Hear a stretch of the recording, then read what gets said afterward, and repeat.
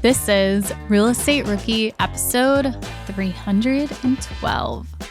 When I first got started investing as well, I had my first deal under contract, and then a deal that I had offered on like months before. The seller finally came back to me and said, "We'd like to accept your offer." I was just like, what the heck? Like I went from 0 deals to 2 in the span of like a couple of weeks, and it was a little nerve wracking. So what I did was I partnered with someone else to help me get approved for that second mortgage and just kind of bear the burden of managing the second property. So don't be afraid of getting too many deals under contract at once. That's a good problem to have. My name is Ashley Kerr, and I am sitting here next to my wonderful co-host, Tony Robinson. And welcome to the Real Estate Rookie Podcast, where every week, twice a week, we bring you the inspiration, motivation, and stories you need to hear to kickstart your investing journey. And like Ashley said, we're sitting here in our new studio. Well, not ours, I guess mine, but Ashley's here hanging out with me. But my wife and I, if you guys know, Sarah's pregnant, and my studio at the house is being converted into a nursery. So we either have to buy a bigger house or get an office. And getting an office seemed like the more sensible thing to do. So we're sitting on the studio side right now. My office side is over there. And Ashley was here helping me kind of put up lights, and we got some fake plants to make sure everything was ready for today's rookie episode. So I appreciate you coming out to SoCal and hanging out with me for a few days, Ash. Yeah, thank you so much for having me, Tony. My options were either staying with all of my producers in an Airbnb and some the other podcast hosts, or me and Sarah having a girls sleepover. Yeah. So I chose to stay at Sarah's house. Yeah. She said Sarah's house, not Tony's house. Yeah.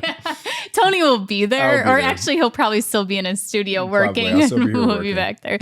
But yeah, so I'm excited to be here. And we also have something really exciting coming up tomorrow. We have received a special invitation to actually record a podcast at the Spotify studios in LA. Yeah. And we're actually going to be talking about this beautiful book, Real Estate Partnerships, is a book that Ashley and I co-authored. Ashley's second book under the Bigger Pockets brand, my first book with Bigger Pockets. So just in a really cool thing for us to experience. But yeah, we're going to be talking with Dave and Rob from the Real Estate Podcast about this book.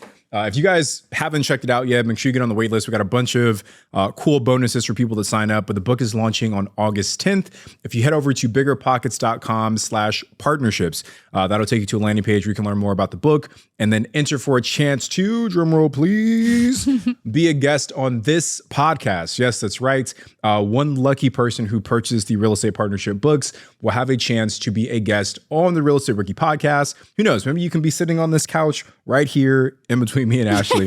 But that's what we're looking for, guys, is someone with a great story to come talk about their partnerships and things like that. So again, biggerpockets.com/partnerships to learn a bit more.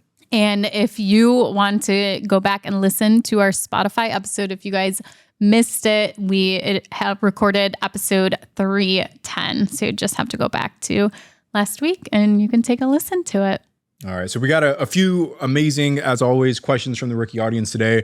We're going to be talking about LLCs and whether or not you really need them. We'll be talking about single family versus multifamily and which one makes the most sense. We'll be talking about private money lending and how do you set that up the right way, and how do you protect yourself, and what are the options. And we also talk about how long should you let your offer sit with the seller before you pull it. So lots of great content for us to dive into today. But before we do that, I just want to give a quick shout out to someone that left us a 5-star rating and review on Apple Podcasts.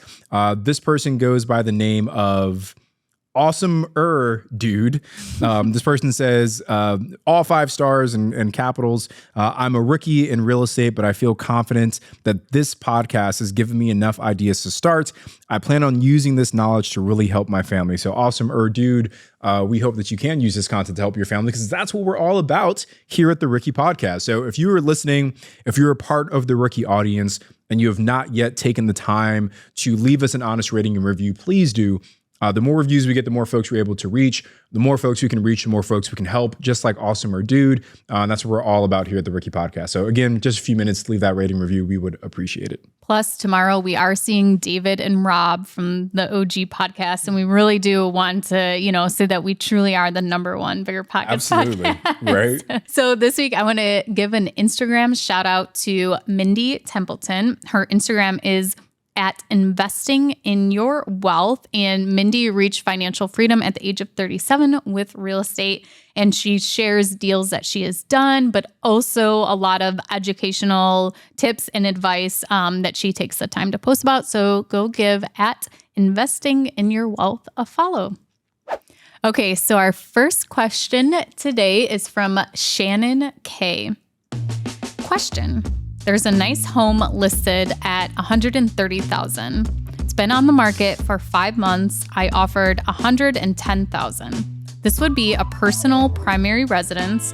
How long would you wait for a response or counter offer before rescinding? I guess it depends on if another deal comes up or not. So you might as well be patient and wait. If you don't have any other properties you're putting offers on and need to have a decision, then I would say let them take their time. I've personally never rescinded an offer before. I submit a lot of offers and I just let them sit basically until I get a response. So don't feel like you need to put something or you need to pull it back. Like if the seller wants to take their time, let them take their time. I think the longer your offer is sitting in front of them as the days and weeks go by, maybe the more motivated they become to actually sell to you. And, I've shared on the podcast before, one of our recent flips, we ended up getting it for $100,000 less than what it was originally listed for. I didn't rescind my offer. I submitted my offer that was low to them originally. They denied that offer. They came back to me a few months later and said, hey, will you take this number? I said, no, my offer is this. And we went back and forth a few times, and eventually they agreed to my initial number. So I think whatever your number is, it works for you. Put that number in there. I know what a concern might be is like, well, what happens if they come back and they say yes, but I've already moved on to another deal. So that exact thing happened to me when I first got started investing as well. I had my first deal under contract. And then a deal that I had offered on like months before, the seller finally came back to me and said, hey, we'd like to accept your offer. But I was like, what the heck? Like I went from 0 deals to 2 in the span of like a couple of weeks. And it was a little nerve wracking. So what I did was I partnered with someone else to help me get approved for that second mortgage and just kind of bear the burden of managing the second property. And, it ended up being the beginning of a long partnership. So don't be afraid of getting too many deals under contract at once. That's a good problem to have too many good deals under contract, because you can always find ways to disposition those. I have seen it where investors or even people trying to go after a primary residence have put a expiration date and time on their offer as kind of a scare tactic in a sense, as to, okay, this offer is going away if you don't accept it. So for example, you put in your offer and say this offer is good for 48 hours. If it's not accepted, I'm moving on to another deal. Because when sellers are reviewing offers, oftentimes they take one offer, but then they'll say, well, I have these other 2 backup offers. So if this first one falls through, like I know I have these 2 other ones. Or they may feel panicked as to, well, we might as well take this deal because after 48 hours, we're not going to get this deal. And what if we don't get any other offer? So there is some kind of game that can be played in putting that into your offer. But I think if you have no reason to do that, as to there's no other property you're trying to offer on and you can only buy one at this time, and especially with it being your primary residence, you might as well let your offer sit with them. I would have your agent follow up with their agent and just say, hey, what's going on? Have they, discussed it? Have they looked at it? Even find out maybe they're out of town or something, and that's the reason they haven't sat down to discuss your offer. So there may be reasons that they haven't responded yet.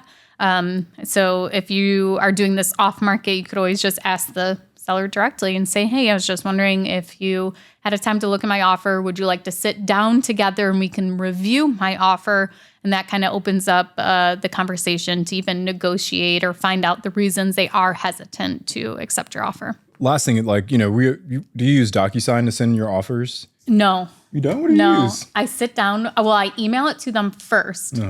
Just email it to them. And then I go and the next day, so within 24 hours, sometimes 48 hours, I will schedule a meeting with them in person. Interesting. So I'll send it to them by email so they have time to review it. And then I go and sit down with them in person and go over the contract and then have them sign that. That's pretty cool. Yeah. But I'm also doing deals in my market too, where it's not anything far away from me too. I don't think I've ever, the only time I met the seller from one of my investments was my first deal. And like I flew into Louisiana to like be at the closing table. Yeah. And we were just like sitting across the table signing papers from each other.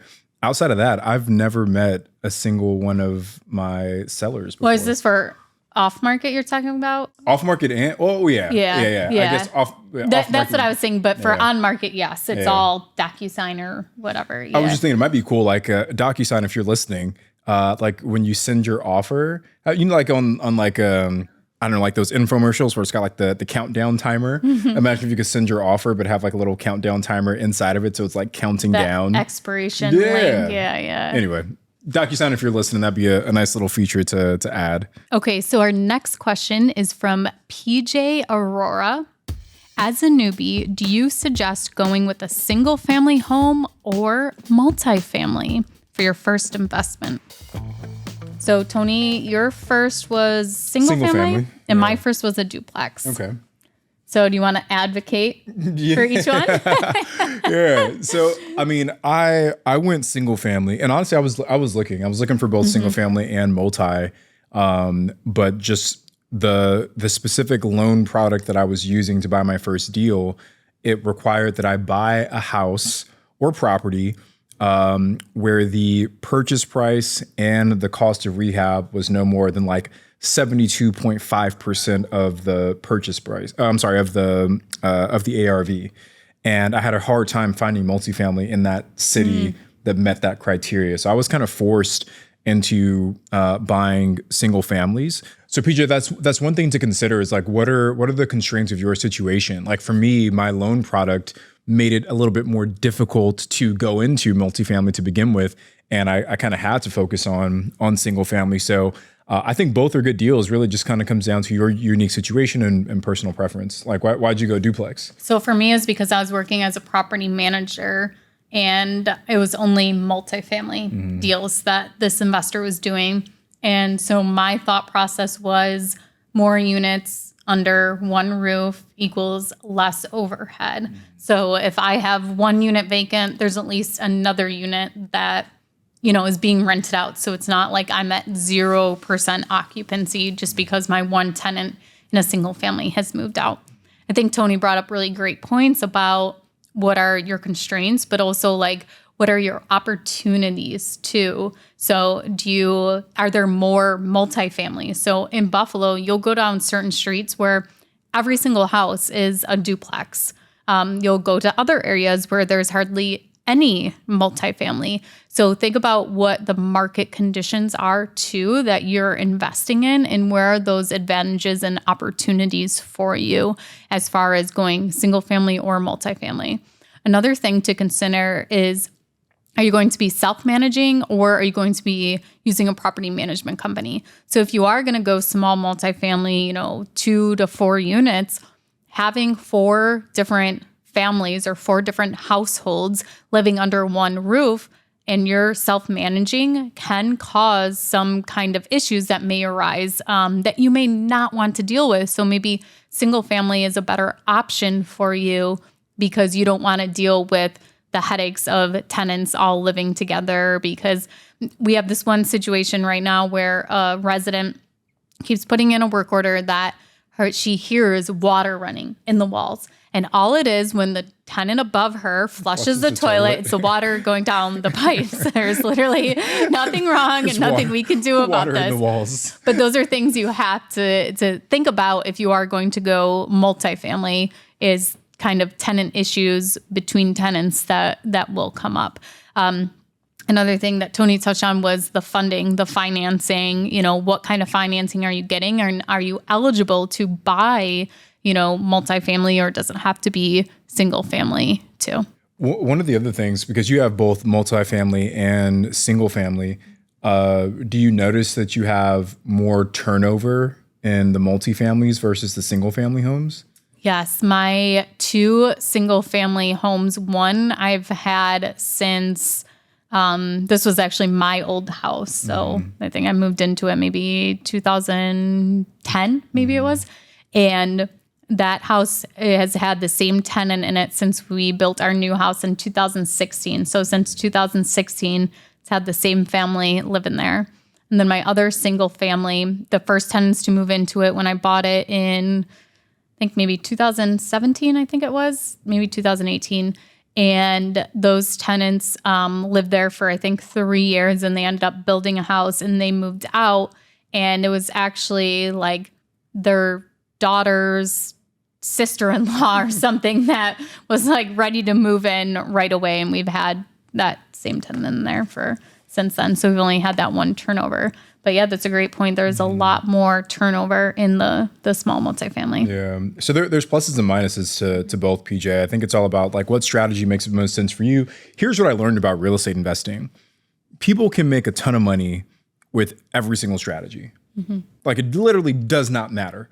Like if you want to flip land, if you want to do small multifamily, if you want to do large multifamily, if you want to wholesale, if you want to flip, you want to do Airbnbs, like whatever strategy it is that you choose, if you just like commit to getting really good at that thing, you're going to be successful at it. It's just more so which one kind of speaks to you, which one aligns with your strengths, with your just who you are as a person.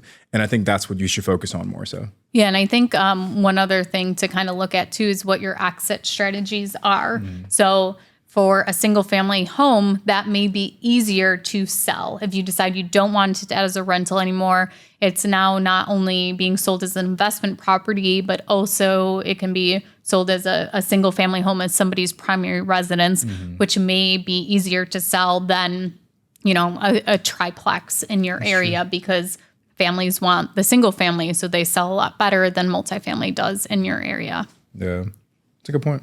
Okay, the next question is from Brett Labiche. Starting out, do I get an LLC to buy a property or can that wait? Very common question. Yeah, first I just want to give you props for pronouncing that last name. I thought you were going to pass that one on to me, but I love the flair there. So yeah, LLCs. I mean, let's just take a trip down memory lane. When you got your very first property, did you set up an LLC first? I did because I had a business partner. So that's why I did. And anything that I bought for me personally without a partner, I put into my name. And then I eventually put it into an LLC. But starting out, anything I purchased myself with no partner was in my personal name. Yeah. My very first deal, I bought in my personal name. Our first multiple deals was all in my personal name. Part of that was because the kind of debt we were using didn't allow for LLCs to hold the debt. So we were kind of forced into doing it that way. But we just did an episode. If we're recording this without our producers, so they're not here in the background feeding us all this information, but we'll put it in the show notes. But we recently did an episode where we interviewed some folks from insurance companies, and they give a really fantastic breakdown about the difference and the purpose of insurance versus an LLC. So your insurance, in addition to protecting the actual physical property itself, it also serves to give you liability protection. In a lot of ways, very similar and sometimes above and beyond what a traditional LLC might be able to give you. And in that episode, they talk about how in a lot of situations, your corporate veil can be pierced with your LLC. So I'm saying all that to say that you don't necessarily need to start an LLC in order to buy your first property. If your goal for the LLC is asset protection or liability protection, you can get increased home coverage. You can get an umbrella policy. If your goal for the LLC is tax benefits, you can reap all of the tax benefits without having the LLC created as well. So I think just ask yourself if the juice is worth the squeeze in that first deal. You see some investors that maybe wait until they have a few properties under contract where they feel that there is a little bit more risk there, and then they'll go ahead and drop everything into an LLC. But I would say for that first deal, it's definitely not absolutely necessary. But again, I am not an attorney, nor do I play one on the podcast. So talk to your own attorney, understand your unique situations, but that's just my 2 cents. I've decided to pick up the producer's job, and I looked it up, and it's episode 307. There you go. So, episode 307. Look at it. Another thing to consider is, your own personal net worth. So if you have a lot of assets already that if you were sued personally, you've had a lot of, equity and things that could be sold to pay off whatever the lawsuit is, then it might entice somebody to go after you more if you have a very high net worth because you have things that they can take from you. If you have nothing to lose, then really what are you protecting yourself from losing in a sense? And, if you rent an apartment, you don't own a car, you have a bike, or maybe your car is leveraged to the hilt. You don't really have any equity in it. You don't have really any savings. You don't have any, stock investments or anything like that. Then you're not really opening yourself up to too big of a lawsuit because you can't get sued for that much beyond what your insurance is going to cover because you just don't have anything to give more than that. Okay, and our last question today is from Matt Hammond. How does one become a private lender? What paperwork, steps needed to be completed when making a deal? So I've only been a private lender once or twice, and it was just to friends and was very much like back of the napkin type. Yeah. I mean, we had a note payable agreement, but as far as lending to a complete stranger, maybe somebody you meet over the internet, what are some of the things your private money lenders have asked you for sure. So I've never been the private money lender, but I've definitely received funds from private money lenders. And there's a couple things and a couple different ways you can do it. But first, I just want to say, Matt, he posted this in the Real Estate Rookie Facebook group. I can almost guarantee, after he posted that, he became the most popular person in that group saying, how do I become a private money lender? But it just goes to show, even for our rookies that are listening, there are people out there who have money that they want to put to work, but don't have the time, desire, or ability to do it themselves. Funny enough, we actually just got an email, Ash, on maybe 2 days ago from one of our older private money lenders. And, we've kind of slowed down on our flips. And he reached out to us and said, hey, guys, I've got $200,000 that I'm just sitting on. Help me put this to work. He literally reached out to us.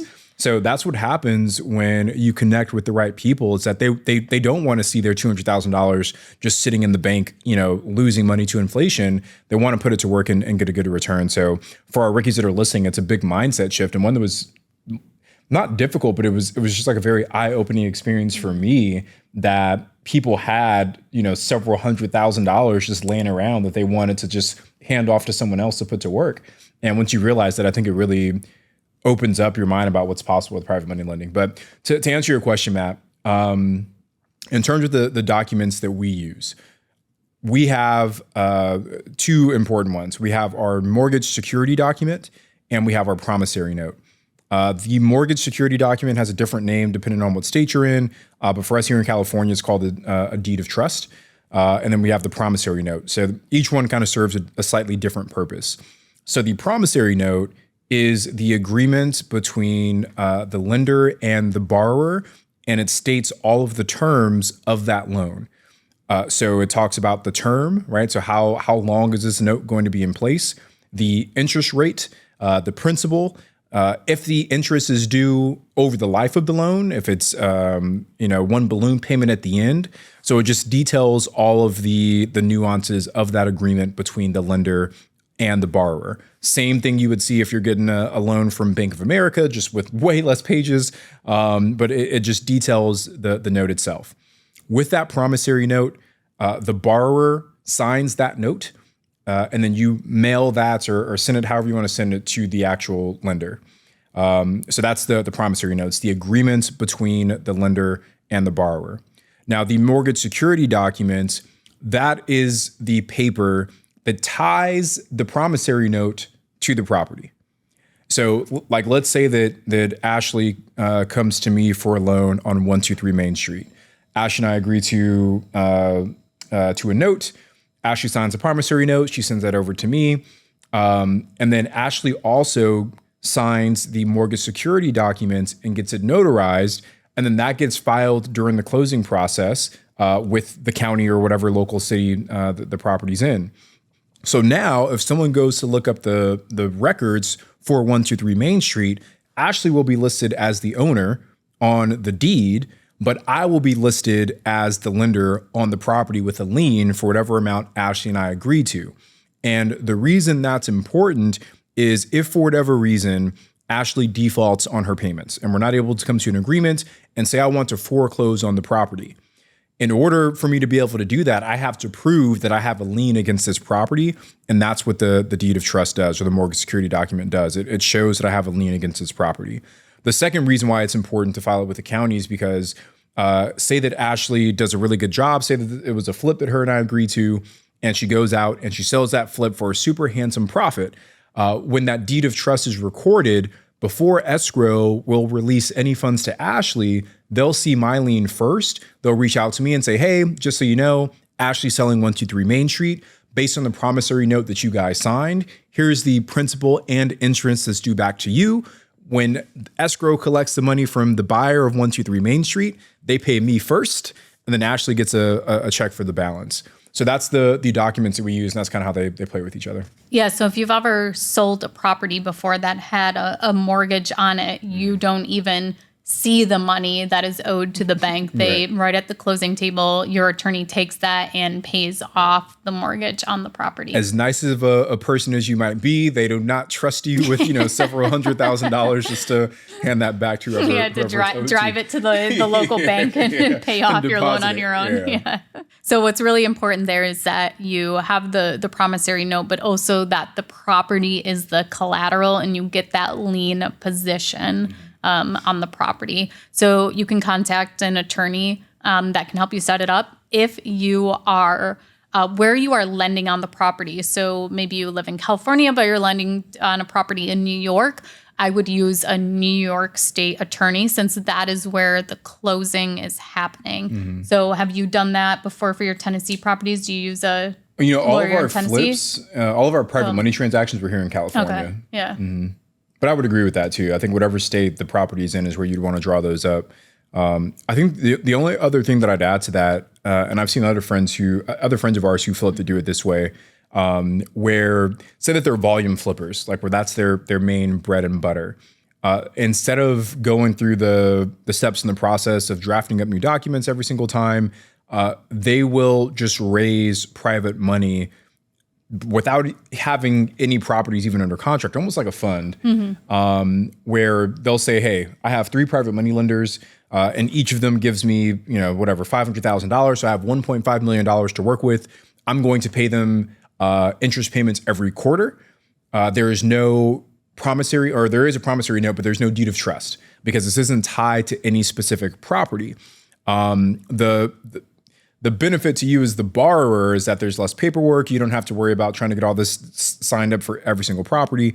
But obviously there's a little bit more risk here that if you were to default, now that private money lender doesn't have their money tied to a specific property that they can go and foreclose and try and take away from you. So usually you see that when you've built a relationship with those private money lenders and you've maybe already done a few deals together, you guys know each other, and that's kind of how they handle it that way. So I think how I initially explained it is good for the first go round, which sounds like what you're getting into, Matt. But then just know if you want to go down the road where you just get quarterly payments every month, that's an option as well. Yeah, I would just lead a word of caution as to making sure that you are vetting the deals that this flipper is doing, because we have seen such a drastic change in the market where maybe you were getting such a great return and then, especially during, 2022, the flipper wasn't making what they were, and then now they can't pay you. So just be cautious that just because somebody has had a great track record doesn't mean that they always will. Like, there's going to be bad deals once in a while, and it's really important to know that who you're lending that money to. If you're not going to hold the property as a collateral, asking them what their exit strategy is to pay you if they do end up defaulting on the loan. Like, what other options do they have to pay you? There's a lot of investors that have tons of money in reserves and they don't use their own money to buy deals. So worst case scenario, they're tapping into their own savings to go ahead and pay you. We literally just had that happen in our business. And, I shared one of the other episodes, but it was actually 2 properties. I shared on one. We had 2 properties that this happened to, but, we had to write a very big check to pay off our private money lenders, but that was our commitment to them. Like, hey guys, we had an agreement. We want to make sure that we, protect this relationship more than anything. So even if it means we have to lose money, we're going to make sure that we make things right. Great point. You want to vet the deal, but also vet kind of the financial standing of that person. And maybe it's not necessarily like, hey, show me your bank accounts, right? But just, say, hey, if things were to go south, are you liquid enough, or do you have access to enough cash to still make sure that this note gets paid in full? Which that really isn't something that you couldn't ask for, is their tax returns, their bank statements, like making sure that their own personal finances have a strong foundation, so that, if they literally have nothing and they over withdraw in their own, personal checking account, maybe, they can't manage their own money. How are they going to manage yours? Another thing too is to think about is with, how Tony mentioned that, he took his own money to pay back that private money lender to make it right. Think about different circumstances where if you are either the private money lender or you're actually a partner where you're bringing in the capital. And in that sense, if this person was your partner on the deal, then would you have had to pay them anything? Right. Or that was more of a risk for them to do that? That's actually a great call out, right? So in our book, Real Estate Partnerships, there's zoom in on that, guys. But in that book, one of the chapters, we talk about the differences between equity and debt-based partnerships. So you can be a private money lender in the traditional sense where it's an actual note and you kind of have that set up. But what you said, Ash, is like, I'm the money partner in an equity partnership, right? So you can bring the capital for, say it's a flip. So you put up all the money for the flip, the partner manages it. And then instead of you getting a fixed percentage return on your investment, you get a percentage of the profits. So the downside is a little bit higher, right? Because if, say, the deal goes badly, you're not going to get a fixed return, but the upside is there as well, right? So like, say this person just crushes it on the flip, instead of you getting a 10% return, maybe you get like a 50% return. So that's another thing to consider as well, is that you can be a private money lender technically inside of an equity partnership as well. Well, thank you guys so much for joining us for this week's Rookie Reply. I'm Ashley at Wealth from Rentals, and he's Tony at Tony J. Robinson, and we will be back on Wednesday with a guest. Still